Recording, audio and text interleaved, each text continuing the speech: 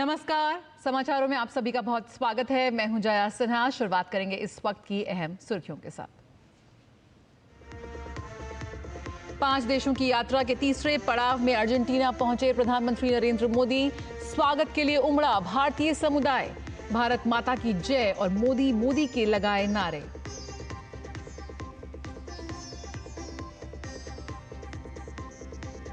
भगौड़े नीरव मोदी का भाई नेहाल मोदी अमेरिका में गिरफ्तार। भारत लाने की तैयारी शुरू। नेहाल ने काले धन को सफेद करने और छुपाने में निभाई थी अहम भूमिका।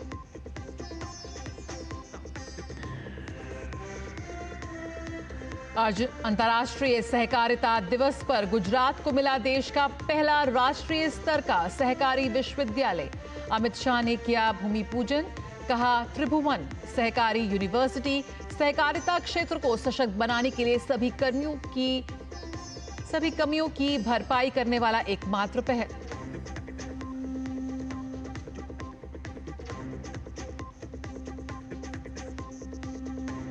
वैश्विक स्तर पर भारत की बड़ी सफलता। विश्व बैंक ने दुनिया के सर्वाधिक समतामूलक समाज में किया शामिल। आय समानता में विश्व में चौथे स्थान पर भारत।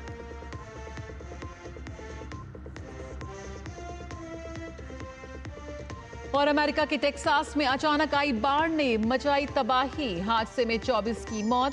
हेलीकॉप्टर और नाव से रेस्क्यू टीम का बचाव कार्य जारी।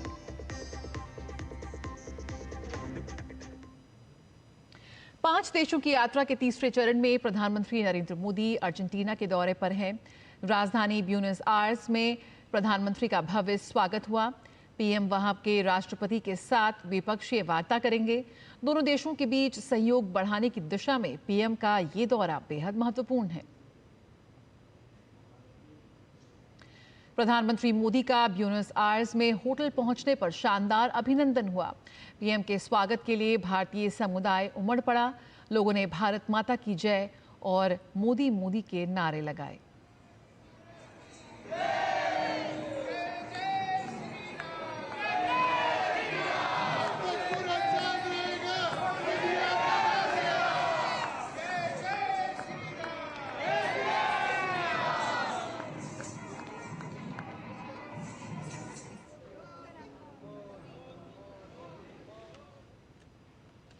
प्रधानमंत्री नरेंद्र मोदी अर्जेंटीना के दौरे पर हैं। राजधानी ब्यूनस आयर्स में बड़ी संख्या में मौजूद भारतीय प्रवासियों ने उत्साह के साथ पीएम का भव्य स्वागत किया। प्रवासियों ने पारंपरिक संगीत और नृत्य के माध्यम से भारतीय संस्कृति का प्रदर्शन किया। आइए देखते हैं एक खास रिपोर्ट। प्रधानमंत्री नरेंद्र मोदी का अर्जेंटीना में भव्य स्वागत हुआ है। केवल भारतीय और भारतवंशी ही नहीं, लेकिन जो अर्जेंटीना के लोग हैं वो भी काफी गर्मजोशी से उनका स्वागत करते हुए नजर आए हैं। हमारे साथ कई लोग मौजूद हैं, लेकिन सबसे पहले उनसे बात करते हैं जो अर्जेंटीना के निवासी होने के बावजूद भी एक तरह से भारतीय संस्कृति को उनके सामने पेश करते हैं। Anandini, first of all thank you for joining us on Doordarshan. First of all, tell us that what sort of dance performance was this that you presented in front of Prime Minister Modi? Namaskar. We feel honored to present Ammalari. It's a very traditional piece. We are 3 different dancers of different styles, so having this opportunity is something unique in our life. He's such an important personality in the world. आज देखिए यहाँ पे भारत में कई जो राज्य है वहाँ से कई लोग जो अर्जेंटीना में बसे हुए हैं। कोई असम से है, कोई महाराष्ट्र से, कोई गुजरात से है, लेकिन आज यहाँ जो अर्जेंटीना वासी हैं वो एक तरह से आप कह सकते हैं, जो भारतवंशी आके कह सकते हैं कि हम लोग इंडिया से हैं। और ये लोग आज यहाँ पे कुछ गुनगुना रहे हैं कि वंदे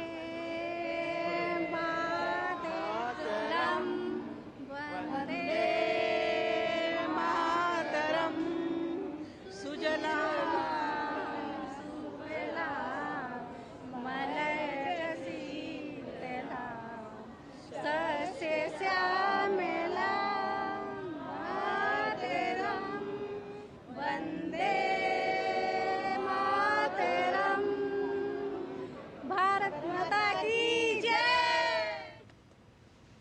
इस दौरान प्रधानमंत्री नरेंद्र मोदी ने भारत को जानो पहल के विजेताओं से भी मुलाकात की।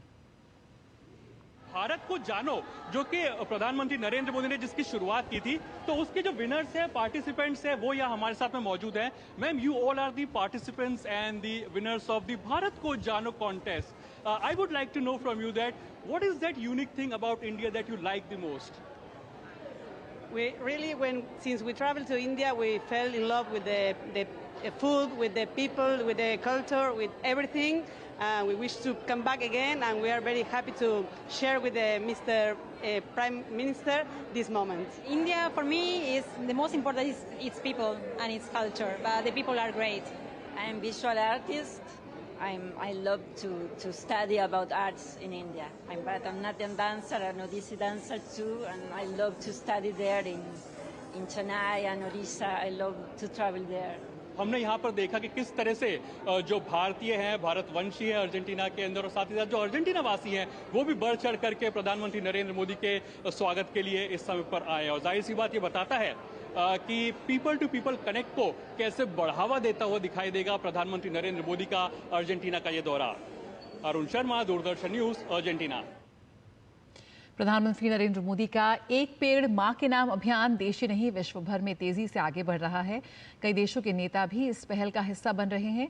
इसी क्रम में त्रिनिदाद और टोबैगो की प्रधानमंत्री ने भी पेड़ लगाया। पीएम मोदी की इस पर्यावरण संरक्षण पहल को पूरी दुनिया में सराहा गया है। एक पेड़ मां के नाम, पर्यावरण संरक्षण और धरती के बेहतर भविष्य की राह दिखाती प्रधानमंत्री नरेंद्र मोदी की पहल। एक ऐसा अभियान जिसने भारत ही नहीं विदेशों में भी लोगों को जोड़ा। मां को नमन और धरती मां के संरक्षण का लक्ष्य सामने रखकर साथ आने के लिए पीएम के इस महाअभियान में अब कई देशों के नेता भी शामिल हो चुके हैं। इस कड़ी में ताजा नाम है त्रिनिदाद और टोबैगो की प्रधानमंत्री कमला प्रसाद बिसेसर का। उन्होंने पीएम मोदी के साथ मिलकर पोर्ट ऑफ स्पेन में पेड़ लगाया। इसी वर्ष मार्च में मॉरिशस के प्रधानमंत्री नवीन चंद्र रामगुलाम ने पीएम मोदी के साथ इस अभियान में हिस्सा लिया था। दोनों नेताओं ने मॉरिशस के पैम्पल माउसेस स्थित सर शिवसागर रामगुलाम वनस्पति उद्यान में पेड़ लगाकर साझा प्रतिबद्धता का संदेश दिया था। पिछले वर्ष नवंबर में गुयाना के राष्ट्रपति डॉक्टर इरफान अली इस अभियान में शामिल हुए।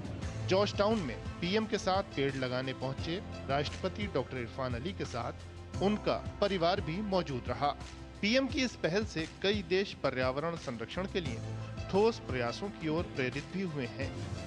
इस वर्ष अप्रैल में स्लोवाकिया के राष्ट्रपति पीटर पेलेग्रिनी ने न केवल पीएम मोदी की इस पहल की तारीफ की, बल्कि अपने देश में उससे प्रेरणा लेने की भी बात कही।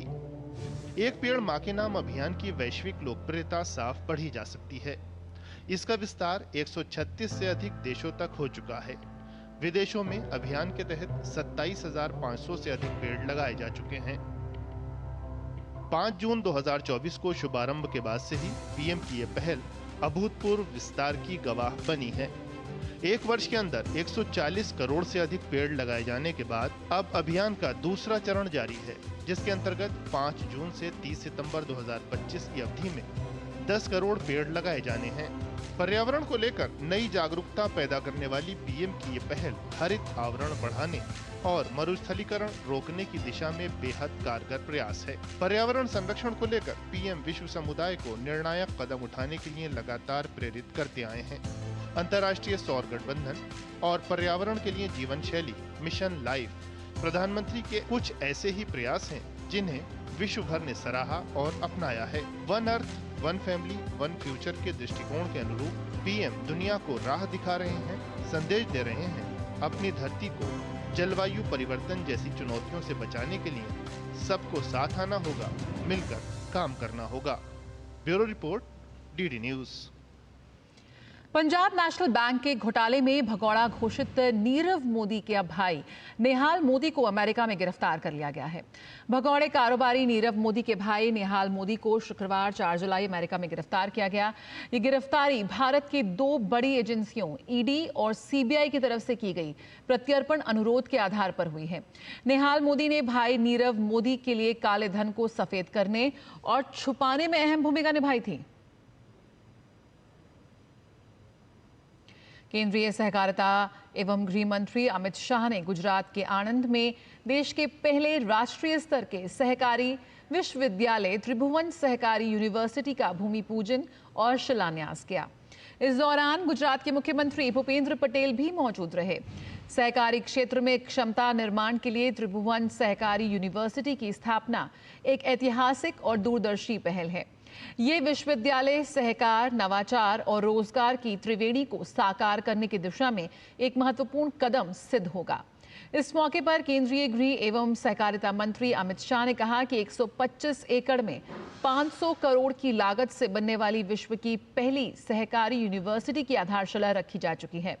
ये यूनिवर्सिटी सहकारिता क्षेत्र में नीति निर्माण, डेटा विश्लेषण, सहकारिता विकास की रणनीति और अनुसंधान जैसे कार्य करेगी। त्रिभुवन सहकारी यूनिवर्सिटी से तकनीकी सजगता, अकाउंटेंसी की समझ, वैज्ञानिक दृष्टिकोण और मार्केटिंग के गुण तो आएंगे ही, साथ ही इससे प्रशिक्षित सहकारिता का संस्कार भी सीख कर आएंगे। ये आंदोलन देश के गरीबों, महिलाओं और आदिवासियों के लिए है। 125 एकड़ में 500 करोड़ की लागत से विश्व का पहला त्रिभुवन सहकारी यूनिवर्सिटी का आधारशिला रखने का काम किया। ये यूनिवर्सिटी कोऑपरेटिव में नीति निर्माण का काम करेगी, डेटा विश्लेषण का काम करेगी, 5 साल, 10 साल और 25 साल की देश भर के कोऑपरेटिव के विकास की रणनीति करने का काम करेगी। अनुसंधान को भी इस यूनिवर्सिटी के साथ जोड़ा गया है और सबसे बड़ी बात है, ये यूनिवर्सिटी सिर्फ सहकारी कर्मचारी पैदा नहीं करेगी, यहां से त्रिभुवन भाई जैसे समर्पित सहकारी नेता भी पढ़ लिख कर सहकारिता क्षेत्र की नेतृत्व करेंगे। लोकसभा अध्यक्ष ओम बिरला ने दिल्ली में इनोवेटिव फिजिशियंस फोरम के 7वें वार्षिक अंतर्राष्ट्रीय सम्मेलन IPF मेडिकॉन 2025 का उद्घाटन किया। इस सम्मेलन में नेपाल, श्रीलंका, मलेशिया और यूके से भी चिकित्सकीय प्रतिनिधियों ने भी भाग लिया। इस मौके पर चिकित्सकों को संबोधित करते हुए लोकसभा अध्यक्ष ने चिकित्सा क्षेत्रों में नवाचार और शोध पर बल दिया। ओम बिरला ने कहा कि आर्टिफिशियल इंटेलिजेंस, नैनो साइंस जैसे क्षेत्रों से चिकित्सा अनुसंधान व उपचार में नई दक्षता आई। जो नए अनुसंधान हो रहे हैं, नए रिसर्च हो रहे हैं, प्रौद्योगिकी और टेक्नोलॉजी के बदलते परिप्रेक्ष्य के अंदर नए इनोवेशन कर रहे हैं और AI आर्टिफिशियल इंटेलिजेंसी के माध्यम से किस तरीके से हम बेहतर चिकित्सा व्यवस्था कर सकते हैं, इसी प्रयासों के कारण आज भारत मेडिकल के अंदर दुनिया में अपनी प्रतिष्ठा बना रहा है। केंद्रीय वाणिज्य एवं उद्योग मंत्री पीयूष गोयल ने लोकसभा में विपक्ष के नेता राहुल गांधी द्वारा अमेरिका के साथ भारत की व्यापार वार्ता पर दिए गए बयान पर प्रतिक्रिया देते हुए कहा कि राहुल गांधी को अब कोई गंभीरता से नहीं लेता, क्योंकि वे, उनके साथी और उनकी पार्टी लगातार नकारात्मकता फैलाते रहते हैं। उन्होंने भारत के लोगों का विश्वास खो दिया है, जिन्होंने बार बार कांग्रेस को नकार दिया है। आज तक वे देश के विकास के लिए कोई सकारात्मक एजेंडा नहीं बना पाए हैं। Nobody takes Mr. Rahul Gandhi seriously anymore because of the negativity that he, his party and his colleagues are continuously spreading. The falsehoods that they are spreading, I think they have lost the plot. They have lost the confidence of the people of India, who are again and again rejecting the Congress party and their politics. Till today, they have not been able to come up with any positive agenda for the development of the nation. Even in Karnataka, their government is completely collapsed. It's a hotbed of corruption. It's a government which is fighting amongst themselves every single day. Bhajpa के राष्ट्रीय अध्यक्ष और केंद्रीय मंत्री जगत प्रकाश नड्डा इन दिनों हिमाचल प्रदेश के दौरे पर हैं। इस दौरान उन्होंने बिलासपुर में राष्ट्रीय उच्च मार्ग प्राधिकरण के उच्च अधिकारियों के साथ बैठक की। बैठक में उन्होंने प्रदेश के संबंधित प्रोजेक्टों के विकास कार्यों की समीक्षा की। इस मौके पर उन्होंने राष्ट्रीय उच्च मार्ग प्राधिकरण के अधिकारियों के साथ हुई मारपीट को चिंताजनक बताते हुए कहा कि ये देवभूमि की संस्कृति पर आघात है। उनका कहना था कि कानून की रक्षा करने वाले ही कानून को हाथ में ले रहे हैं। घटना बहुत ही चिंताजनक है और यह सिर्फ कोई एक व्यक्ति के इंसिडेंट का सवाल नहीं है। ये दो चीजों को बहुत धक्का देता है, एक हमारी देवभूमि की संस्कृति को और दूसरा जिस सरकार में रक्षक ही भक्षक हो जाए उससे क्या आशा की जा सकती है। जिनके हाथों में कानून की रक्षा करना है वो अपने हाथों में कानून ले ले, ये कैसी सरकार चल रही है इसका जीता जागता नमूना है। दिल्ली के दक्षिणपुरी इलाके के एक घर में 4 युवक बेहोशी की हालत में पाए गए, जिनमें से 3 की मौत हो चुकी है और चौथा गंभीर अवस्था में अस्पताल में भर्ती है। यह हादसा दक्षिणी दिल्ली के अंबेडकर नगर थाना क्षेत्र में हुआ, जिसने पूरे क्षेत्र में सनसनी फैला दी है। चारों आपस में दोस्त थे और एसी बनाने का काम करते थे। मृतकों में 2 सगे भाई भी शामिल हैं। पुलिस घटना की जांच कर रही है। 4 लोग अनकॉन्शियस थे, अंदर कुछ एसी यूनिट्स पड़ी हुई हैं, कुछ गैस सिलेंडर्स पड़े हुए। तो मालूम चलता है कि इनका एज ग्रुप 20 से 25 के बीच में। इन लोगों को वहाँ से तुरंत इवैक्यूएट करके हॉस्पिटल ले जाया जाता है। इसमें 3 को ब्रॉड डेथ डिक्लेयर किया गया है, एक अंडर ट्रीटमेंट है। इसमें फ्रेंकली अभी कोई फाउल केस तो नहीं लग रहा है, बट गैस लीक है कि क्या है इसका पता नहीं। और दिल्ली के करोल बाग में विशाल मेगा मार्ट की दूसरी मंजिल पर शुक्रवार शाम अचानक आग लग गई। इस आग में अब तक 2 लोगों के मरने की पुष्टि हुई है। एक व्यक्ति कल लिफ्ट में फंसा था, जिसकी दम घुटने से मौत हुई और उसकी लाश देर रात बरामद की गई। वहीं एक अन्य व्यक्ति के मरने की सूचना मिली है। आग लगने के 18 घंटे बाद इस दूसरी लाश को विशाल मेगा मार्ट से निकाला जा रहा है। इस रेस्क्यू अभियान में दमकल की 25 से ज्यादा गाड़ियां रेस्क्यू कर रही हैं। वहीं दिल्ली पुलिस की टीम भी अपने जवानों के साथ सर्च ऑपरेशन चला रही है। इस पूरे हादसे का जायजा लिया डीडी न्यूज संवाददाता मुकेश शुक्ला ने। और जैसा कि बीती शाम दिल्ली के करोल बाग इलाके के इसी विशाल मेगा मार्ट में जो आग लगी थी, दूसरी मंजिल से ये आग ऊपर और नीचे बेसमेंट तक चली गई। इसमें तमाम कपड़े, प्लास्टिक और तमाम ग्रोसरी के आइटम्स थे, जिसके बाद ये आग दहक गई। और बताया जा रहा है कि इस आग में कल एक लिफ्ट में फंसने से एक युवा जो था उसकी मौत हो गई। वो आईएएस की पढ़ाई करने के लिए यहाँ पर आया था और इसमें शॉपिंग करने आया था, मगर वो दुर्भाग्यवश इस लिफ्ट में फंस गया और पावर कट होने की वजह से उसके दम घटने से मौत हो गई। लेकिन आज दूसरे दिन भी आप ये देखिए रेस्क्यू ऑपरेशन चल रहा है दिल्ली फायर और दिल्ली पुलिस का, और एक और डेड बॉडी यहाँ पर मिली है। अभी इसकी शिनाख्त नहीं हो पाई है। बहुत ही जली हुई हालत में ये डेड बॉडी है, क्योंकि आप लपट देख सकते हैं। अभी भी जो धुआं है वो लगातार ऊपर के मंजिलों से निकल रहा है, यानी आग इतनी भयंकर थी। इसमें काफी ज्यादा सामान था, जिसकी वजह से ये आग दहकती रही। और अभी ये देखिए इस एम्बुलेंस में इस दूसरी डेड बॉडी को भी यहाँ से निकाल करके ले करके जाया जा रहा है। लेकिन जिन लोगों ने अपनी जान गंवाई दुर्भाग्यवश रहे। शॉर्ट सर्किट होने का कारण बताया जा रहा है, लेकिन अभी ऑफिशियल कंफर्मेशन आनी बाकी है कि क्या असली वजह है। लेकिन लगातार जो लापरवाही हो रही है, चाहे वो शॉप के द्वारा, इनके ओनर के द्वारा हो या किसी और के द्वारा, उसकी जवाबदेही बाद में तय होगी। लेकिन 2 डेड बॉडी जो है वो अभी तक यहाँ से रिकवर कर ली गई है। कैमरा विमलेश के साथ में मुकेश शुक्ला, डीडी न्यूज दिल्ली। और दिल्ली पुलिस की स्पेशल सेल ने 2 हिस्ट्री शीटर बदमाशों को एनकाउंटर के बाद गिरफ्तार किया है। दिल्ली के नरेला में ये एनकाउंटर हुआ, जहां स्पेशल सेल नई दिल्ली की टीम ने हिमांशु भाऊ गैंग के 2 कुख्यात बदमाशों को शॉर्ट एनकाउंटर के बाद गिरफ्तार किया है। दरअसल स्पेशल सेल को सूचना मिली थी कि ये दोनों बदमाश नरेला में आने वाले हैं, जिसके बाद दोनों को गिरफ्तार करने के लिए 5 जून की सुबह पुलिस ने जाल बिछाया। इस दौरान बाइक सवार दोनों आरोपियों को पुलिस की टीम ने रुकने को कहा, लेकिन उन्होंने पुलिस टीम पर फायरिंग कर दी। पुलिस टीम की जवाबी कार्रवाई में दोनों आरोपियों के पैर में गोली लगी और उन्हें गिरफ्तार कर इलाज के लिए अस्पताल भेजा गया। संवाददाता मुकेश शुक्ला ने special cell DCP Amit Kaushik के साथ की खास बातचीत।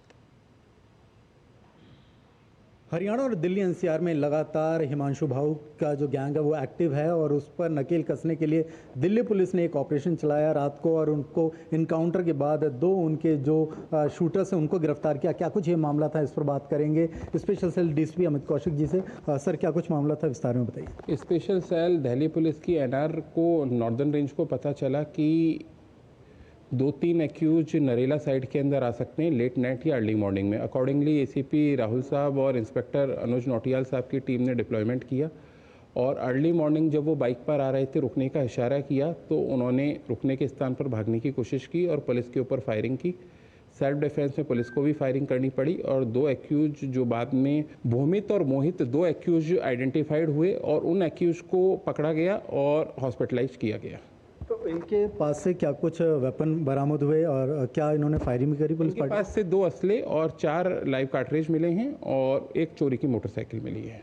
तो हिमांशु भाऊ से किस तरह से कांटेक्ट में थे, क्या कुछ इनका प्रॉमिस था एक दूसरे से? भूमित डायरेक्ट हिमांशु भाऊ से एक साथ कांटेक्ट में था।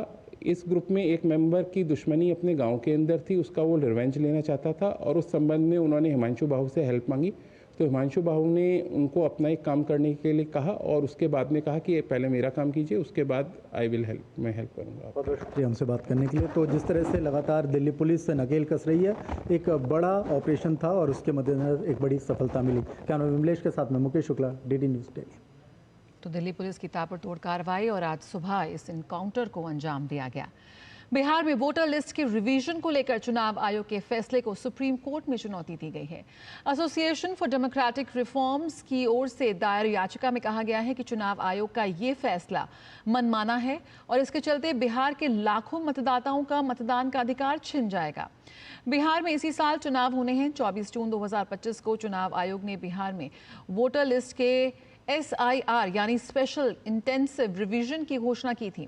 चुनाव आयोग के इस फैसले पर विपक्षी दल के नेता भी अपना विरोध जता चुके हैं।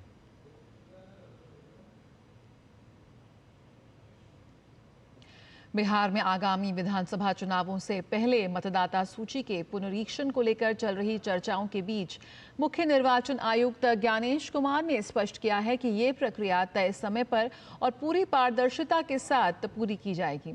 उन्होंने कहा कि कानून के अनुसार हर चुनाव से पहले मतदाता सूची का पुनरीक्षण किया जाना चाहिए। उन्होंने कहा कि 1 जनवरी 2003 के बाद मतदाता सूची और मतदाताओं के सभी विवरणों की विस्तृत जांच नहीं की गई है।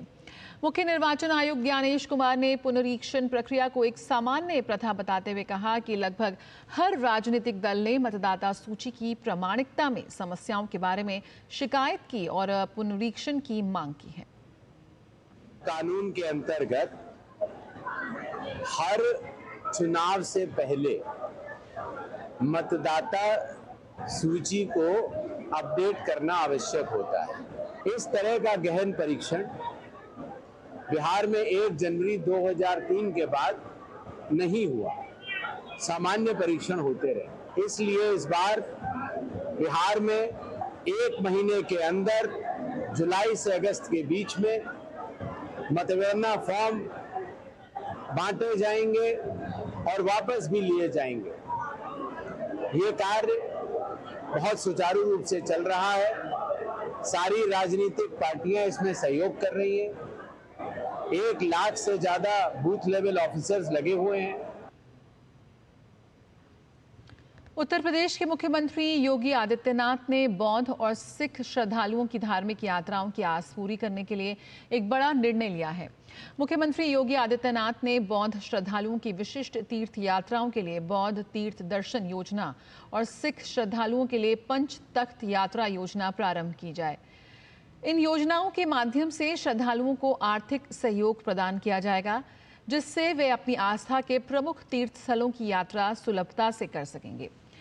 मुख्यमंत्री ने योजना के लाभार्थियों के चयन में बौद्ध भिक्षुओं को प्राथमिकता देने के निर्देश दिए हैं। मुख्यमंत्री ने कहा कि तीर्थ यात्राएं भारतीय संस्कृति में आत्मिक उत्थान और सामाजिक समरसता का माध्यम रही हैं। ऐसे में राज्य सरकार का दायित्व है कि वह नागरिकों को उनकी आस्था से जुड़े स्थलों तक पहुंचने में सहायता प्रदान करे। प्रस्तावित दोनों ही योजनाओं में प्रति व्यक्ति न्यूनतम 10,000 की राशि अनुदान के रूप में प्रदान की जाएगी। मुख्यमंत्री ने अधिकारियों को निर्देशित किया कि ये दोनों योजनाएं श्रद्धालुओं की सुविधा, सुरक्षा और धार्मिक आस्था को सर्वोच्च प्राथमिकता देते हुए लागू की जाए।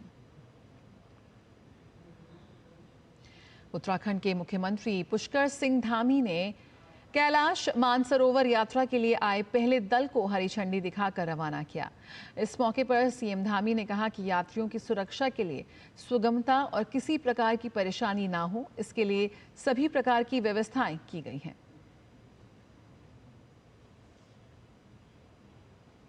यहाँ मां पूर्णागिरि के धाम पर मुख्य पड़ाव बनाया गया है और हर बार यात्रा का संचालन अब यहाँ से हुआ करेगा और उसके बाद पूरे मानसखंड की यात्रा भी वो लोग करेंगे। जाते समय जहाँ एक मार्ग है, आते समय उनको दूसरा मार्ग चौकौड़ी, अपना जागेश्वर धाम और कैंची धाम होते हुए वो यात्रा के दूसरे पड़ाव को पूरा करेंगे। मैं सबकी यात्रा की सफलता की कामना करता हूँ कि भगवान महादेव सब पर कृपा करें, उनकी मनोकामना पूर्ण करें, उनकी यात्रा सहज हो, सरल हो, सुलभ हो और सुरक्षित हो। बाबा बर्फानी के दर्शन करने के लिए लगातार श्रद्धालु भारी संख्या में जा रहे हैं। पूरे जम्मू कश्मीर में उत्सव का माहौल है। श्रद्धालु इस आस्था और परंपरा की यात्रा का हिस्सा बनकर खुद को धन्य महसूस कर रहे हैं। बता दें, जम्मू कश्मीर के पहलगांव में नुनवान बेस कैंप से श्रद्धालुओं का एक जत्था श्री अमरनाथ बाबा की पवित्र गुफा की ओर रवाना हो गया है। पवित्र गुफा की ओर जा रहे तीर्थयात्रियों ने सरकार और प्रशासन की ओर से किए गए प्रबंधों की सराहना की। अमेरिका के टेक्सास हिल कंट्री में बाढ़ से हालात बिगड़ गए हैं। टेक्सास हिल कंट्री में अचानक आई भीषण बाढ़ ने 24 लोगों की जान चली गई है। समर कैंप में शामिल हुए 20 से ज्यादा लड़कियां लापता हैं। ये लड़कियां गर्मियों की छुट्टी के कैंप में शामिल होने के लिए आई थीं। ग्वाडालूप नदी में तेज जलस्तर वृद्धि के कारण कई घर बह गए। बचाव अभियान जारी है। आसमान से बरसी इस आफत की बारिश के चलते टेक्सास हिल कंट्री में बाढ़ जैसे हालात पैदा हो गए हैं। पानी का लेवल इतना ज्यादा है कि सड़कें पानी से भर गई हैं, गाड़ियां डूब गई हैं, घरों तक में पानी भर गया है। राहत और बचाव का काम शुरू कर दिया गया है। टीमों ने तेजी से बढ़ते बाढ़ के पानी में नाव और हेलीकॉप्टर से बचाव अभियान चलाया है। भारत ने आर्थिक समानता में उल्लेखनीय उपलब्धि हासिल की है। विश्व बैंक ने भारत को दुनिया के सर्वाधिक समतामूलक समाज में शामिल किया है। विश्व बैंक के आंकड़ों के अनुसार भारत अब दुनिया की चौथी सबसे बड़ी अर्थव्यवस्था के साथ साथ आर्थिक समानता में भी विश्व में चौथे स्थान पर है। भारत का गिनी सूचकांक 25.5 है। ये सूचकांक आय और संपत्ति वितरण में असमानता को मापता है। गिनी सूचकांक समझने का एक सरल तरीका है कि किसी देश में घरों या व्यक्तियों के बीच आय, संपत्ति या उपभोग के वितरण में कितनी समानता है, इसका मूल्य 0 से 100 तक होता है। 0 का स्कोर का अर्थ है पूर्ण समानता, यानी आय आदि समान रूप से सभी लोगों के बीच वितरित हो रही है। 100 स्कोर का अर्थ है कि एक ही व्यक्ति के पास पूरी आय, संपत्ति या उपभोग है और दूसरों के पास कुछ भी नहीं है, इसलिए पूर्ण असमानता। पिछले एक दशक में भारत सरकार की समावेशी नीतियों, सामाजिक सुरक्षा योजनाओं और ग्रामीण नवाचारों ने इस उपलब्धि में महत्वपूर्ण भूमिका निभाई है। 25.5 का गिनी इंडेक्स सिर्फ एक संख्या नहीं है, ये लोगों के जीवन में वास्तविक बदलाव को दर्शाता है। अब ज्यादा परिवारों की भोजन, बैंकिंग, स्वास्थ्य सेवा और नौकरियों तक पहुंच है। 94 करोड़ से अधिक नागरिकों को सामाजिक सुरक्षा प्रदान करने के साथ भारत ने इस क्षेत्र में तेजी से प्रगति की है। भारत विकसित देशों के समूह G7 और इससे भी बड़े समूह G20 के प्रत्येक सदस्य देश से कहीं अधिक सामाजिक समानता वाला देश है। बता दें कि रिपोर्ट के अनुसार पिछले दशक में 171 मिलियन भारतीयों को अत्यधिक गरीबी से बाहर निकाला गया है। इसी के साथ खबरों में फिलहाल इतना ही। मुझे दीजिए इजाजत। नमस्कार।